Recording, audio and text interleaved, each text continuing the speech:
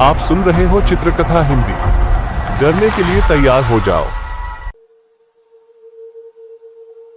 Doctor साहब, कुछ महीनों से मेरे पीठ का दर्द बहुत बढ़ गया है। पता नहीं चल रहा ऐसा क्यों हो रहा है। आपने जो दवाइयां दी थी वो मैं ले तो रहा हूं, लेकिन कुछ असर नहीं हो रहा है। अचानक से पीठ में बहुत दर्द शुरू हो जाता है। रमेश, स्ट्रेस की वजह से तुम्हारा दर्द ठीक नहीं हो रहा है। तुम अब भी उसी सदमे में हो। तुम्हें सब कुछ भुलाकर अब कपिल के बारे में सोचना होगा। कपिल का भविष्य अब तुम पर निर्भर करता है। अगर तुम ही हिम्मत हार गए तो कैसे चलेगा? डॉक्टर, शायद आप ठीक कह रहे। कपिल की चिंता ही मेरे स्ट्रेस का कारण है। लेकिन कपिल अभी बहुत बदल गया है। पहले की तरह अब वो बिल्कुल हंसता खेलता नहीं, चुपचाप सा रहने लगा है। पढ़ाई तो मन लगाकर करता है, स्कूल भी वक्त पे जाता है, खाना भी वक्त पे खाता है, लेकिन न जाना वो मुझसे अब दूर दूर रहने लगा है। और वो उसके बारे में कभी जिक्र भी नहीं करता। वक्त सबसे बड़ा मरहम है रमेश। उसे थोड़ा वक्त दो, वो धीरे धीरे सब भुलाकर फिर से पहले जैसा हो जाएगा। भगवान पे भरोसा रखो, वो सब ठीक कर देंगे। ये मैं कुछ दवाइयां लिख के दे रहा हूं, इससे तुम्हें राहत मिलेगी। शुक्रिया डॉक्टर। 12 साल का कपिल उसके पिता रमेश के साथ रहता है। कपिल बहुत होशियार बच्चा था। स्कूल में, स्पोर्ट्स में, सभी में होशियार होने के साथ ही वो बहुत समझदार भी था। लेकिन कपिल के इसी स्वभाव के कारण उसके पिता रमेश को उसका ये बिहेवियर दिन ब दिन अजीब सा लगने लगा था। और वो इसलिए क्योंकि हाल ही में कपिल की मां का देहांत हो गया था। लेकिन कपिल को इस बात का जरा भी अंदाजा नहीं था। वो इतना समझदार था कि उसने अपने पिता से कभी जिक्र तक नहीं किया कि मां कहां है। जब वो स्कूल से घर आता तो अपना होमवर्क करता और खाना खा के सो जाता। दूसरे दिन सुबह उठकर खुद स्कूल के लिए तैयार भी हो जाता और स्कूल चला जाता। कुछ दिन ऐसे ही होता रहा। लेकिन एक दिन रमेश से रहा नहीं गया और उसने कपिल से पूछा, बेटा कपिल, मैं तुमसे कुछ पूछना चाहता हूं। बोलो पापा। लेकिन तभी रमेश की पीठ में फिर से बहुत तेज दर्द होने लगता है। कपिल पूछता है, पापा क्या आप ठीक है? हाँ बेटा, मैं ठीक हूं। अब तो मुझे आदत सी हो चुकी है इस पीठ दर्द की। काम की वजह से होता होगा शायद। वो सब छोड़ो, मैं तुमसे ये पूछना चाहता था कि तुम्हें माँ की याद नहीं आती? क्या तुम्हें माँ घर में ना होने का एहसास भी नहीं होता? हाँ, जब माँ काम पर जाती थी तब कभी कभी अकेलापन महसूस होता था, क्योंकि बहुत बार तो वो शाम को भी जाया करती थी ना। लेकिन अब तो ऐसा नहीं होता। मतलब अब तो वो हमेशा घर पे ही होती है। लेकिन पापा, मुझे एक बात समझ में नहीं आ रही। माँ हमेशा आपकी पीठ पर क्यों बैठी होती है? इससे तो आपके पीठ का दर्द और बढ़ जाएगा ना। ये सुनते ही रमेश के होश उड़ जाते हैं। उसके पसीने छूटने लगते हैं। डरते हुए वो पीछे पलटकर आईने में देखता है। रमेश अपनी पीठ पर अपनी बीवी का भूत देखकर बहुत जोर से चिल्लाता है, मुझे माफ कर दो, मुझसे गलती हो गई, मुझे माफ कर दो। और इतना डर जाता है कि उसे हार्ट अटैक आता है और उसकी मौत हो जाती है। और ये सब दृश्य देखकर कपिल भी बहुत डर जाता है।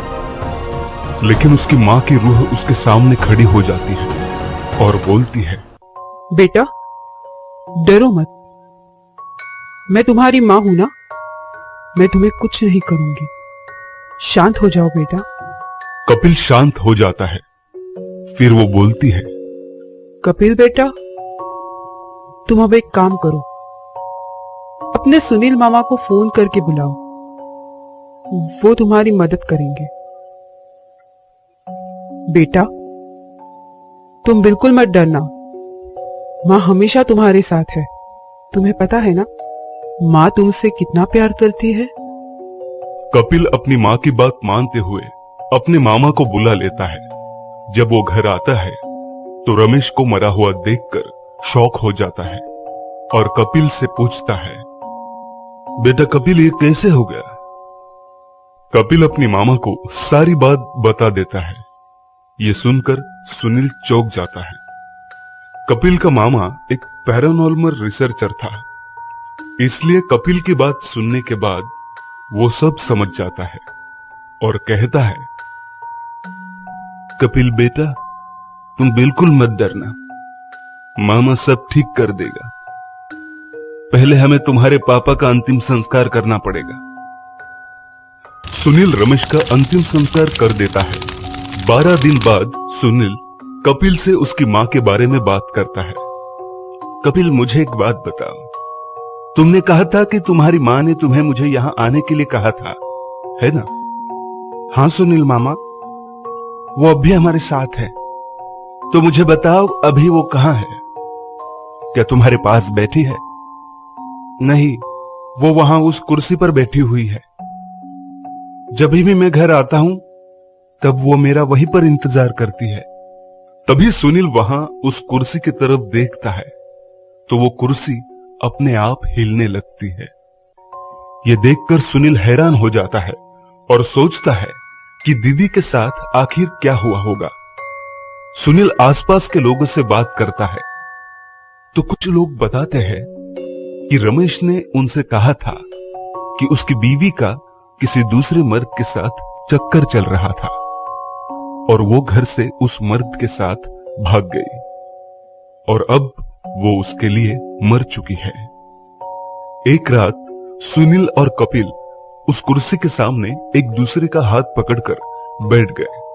सुनील बोला, कपिल, मैं कुछ मंत्र बोलूंगा, तुम बिल्कुल शांत बैठना, डरना मत। सुनील मंत्र बोलता है और उसकी बहन की आत्मा को बुलाता है। अचानक कुर्सी पर कपिल की मां की आत्मा आ जाती है। कपिल डर जाता है, लेकिन सुनील उसे संभाल लेता है और आत्मा से पूछता है, दीदी, मुझे बताओ आखिर क्या हुआ तुम्हारे साथ? क्या रमेश ने लोगों से कहा वो सच है? मुझे सारी बात बताओ। और वो आत्मा सारी बात बताती है। रमेश और उसकी बीवी रागिनी की शादी के 2 साल बाद कपिल का जन्म हुआ था। पहले तो कुछ साल अच्छे गए। कपिल अपनी मां से बहुत प्यार करता था। पूरा परिवार सुख शांति से रहता था। रागिनी ने कपिल को इंडिपेंडेंट रहना भी सिखाया था। इसी वजह से कपिल इतनी कम उम्र में इतना समझदार और अच्छा बच्चा था। उनका घर शहर से दूर था और आसपास ज्यादा लोग भी नहीं थे। कुछ सालों बाद रमेश को शराब और जुए की बुरी आदत लग गई। उसकी वजह से रमेश की नौकरी चली गई। पूरे घर की जिम्मेदारी अब रागिनी पर थी, इसलिए उसने नौकरी कर ली। लेकिन उसका नौकरी करना रमेश को पसंद नहीं था, इसलिए उन दोनों में बहुत झगड़े होते थे। आगे ये झगड़े बढ़ते गए। आगे चलकर तो रमेश रागिनी को मारने भी लगा था। इस सब से रागिनी बहुत परेशान रहने लगी, लेकिन उसने अब ठान लिया था कि वो अपने कपिल के लिए ये सब सहन करेगी, क्योंकि उसका एक ही सपना था कि कपिल आगे चलकर कामयाब और अच्छा इंसान बने। एक दिन कपिल अपनी स्कूल ट्रिप पर गया था। तब बहुत रात हो गई थी। रमेश हमेशा की तरह शराब पीकर घर आया। घर पर कोई नहीं था। वो किचन में गया, वहां पर खाने के लिए भी कुछ नहीं था। रमेश को बहुत गुस्सा आया। तभी रागिनी घर आती है।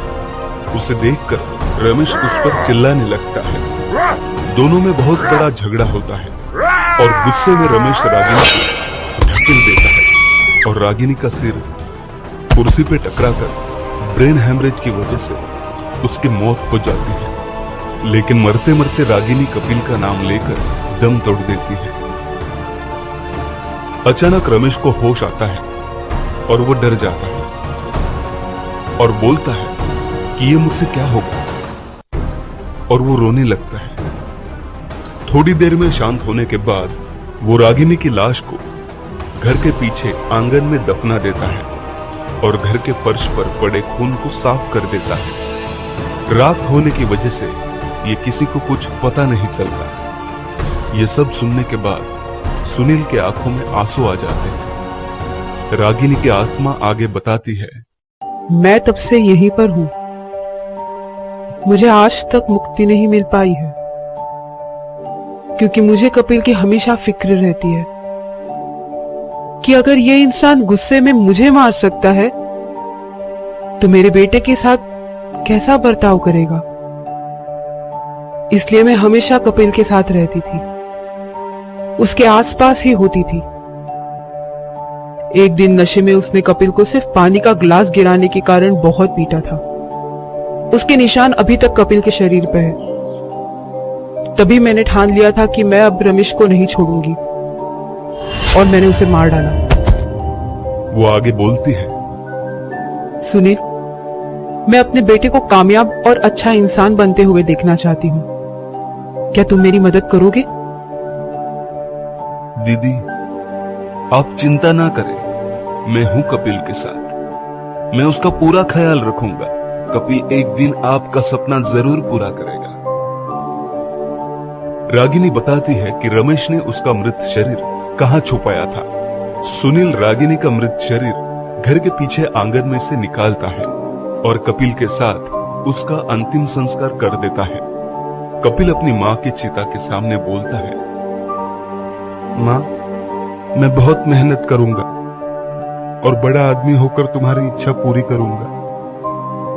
कपिल अपने मामा की मदद से स्कूल कंप्लीट करता है और बड़े से कॉलेज में एडमिशन लेता है। एक दिन उस कॉलेज के कुछ बच्चे कपिल को बहुत परेशान करते हैं। उस पर न्यू स्टूडेंट होने की वजह से रैगिंग करते हैं। कपिल उस बात से बहुत डिस्टर्ब हो जाता है, लेकिन दूसरे ही दिन वो बच्चे कपिल से माफी मांगते हैं और कपिल के साथ दोस्ती करते हैं। कपिल समझ नहीं पाता आखिर ये हुआ कैसे। एक रात हॉस्टल में कपिल पढ़ रहा था और उसके पीछे उसकी मां की परछाई उसे देखकर मुस्कुरा रही थी।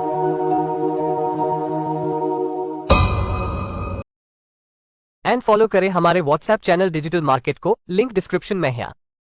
चैनल पर आपको मिल सकता है अमेज़न का top best seller items and discount premium product. And रोजाना अपडेट के लिए व्हाट्सएप चैनल को फॉलो करना ना भूलें। दोस्तों, अगर आपको हमारी कहानी अच्छी लगी हो तो लाइक, कमेंट और शेयर जरूर करें। साथ ही रेगुलर अपडेट के लिए चैनल को सब्सक्राइब करें।